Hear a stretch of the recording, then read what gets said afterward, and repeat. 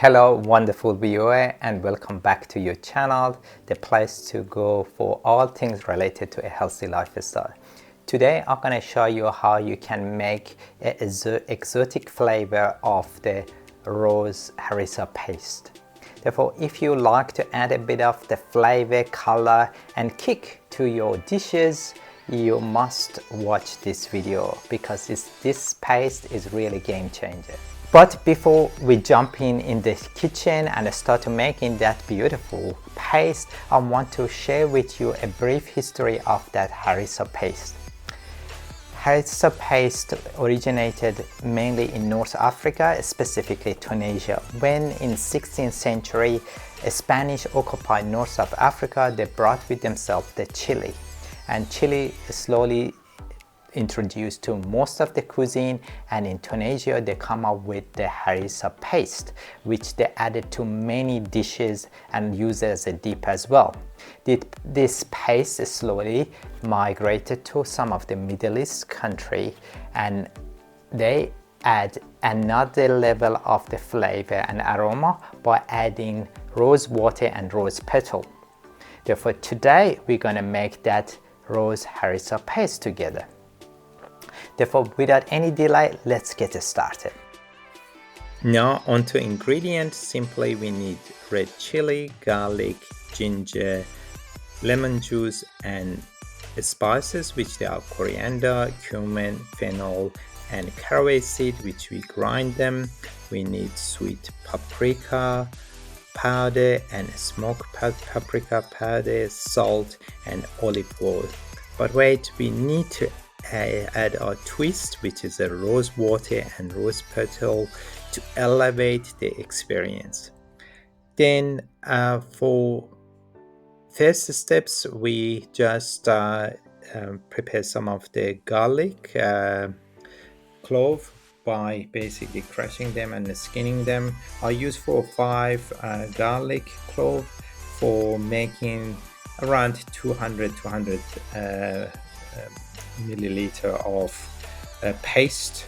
I added to a small food processor. Then I use fresh red chili. You can use dry chili as well. If you dry chili, you have to soak them. I had fresh chili. I used them 4 or 5. If you want a bit hotter, add extra. If you want it less hot, add less. I cheated here. Instead of preparing my own roast capsicum, I already buy a jar from a supermarket, and I add around 250 grams of the roasted capsicum to our food processor, as you can see. Then I add a bit of salt. You can add 1 or 2, depends what you want. I don't want my paste to become too salty. Then I add 2 teaspoon of sweet paprika, add a bit of olive oil, 1 or 2 spoons.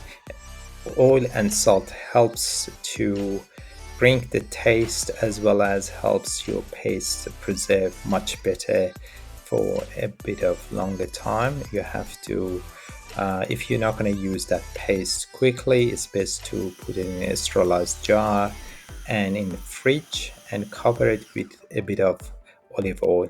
I forgot to add my ginger. Quickly gonna peel those gingers.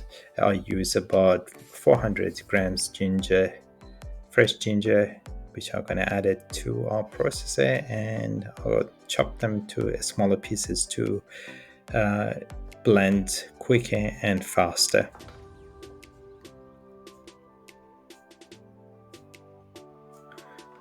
This is very lovely and good processor. We want to really that paste become quite nice and smooth, as you can see. And look at the color, beautiful. Now we transfer that paste to a saucepan, and I bring it to a gentle boil and stir it regularly.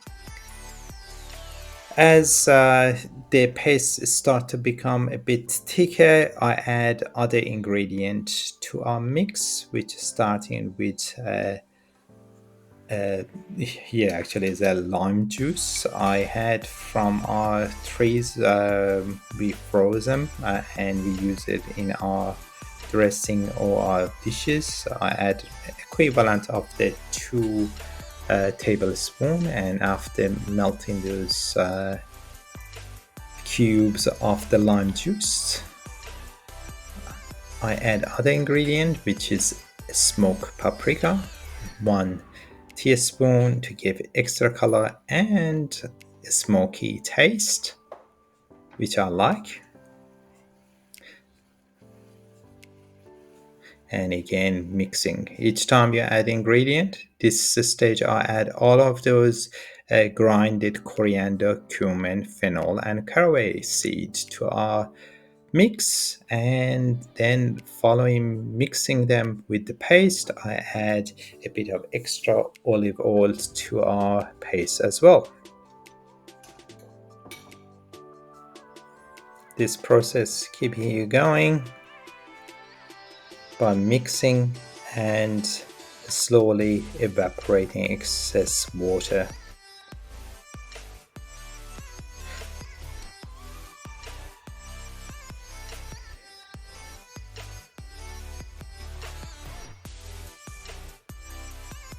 Look at the color. Now I'm happy with kind of the thickness of the paste, and in that stage they are going to add secret ingredient, which is rose petal, around 1 teaspoon and 1.5 tablespoon of rose water. You can get rose water in a lot of places, but a lot of Middle Eastern shops are selling rose water. Alright, at this stage, after a couple of minutes, I switch off the stove and let our paste get cool. And here we have our beautiful rose harissa paste.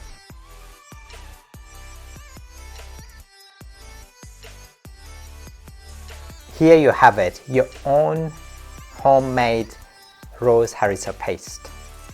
I hope you make this paste and take your dishes to next level with that color, flavor, and aroma.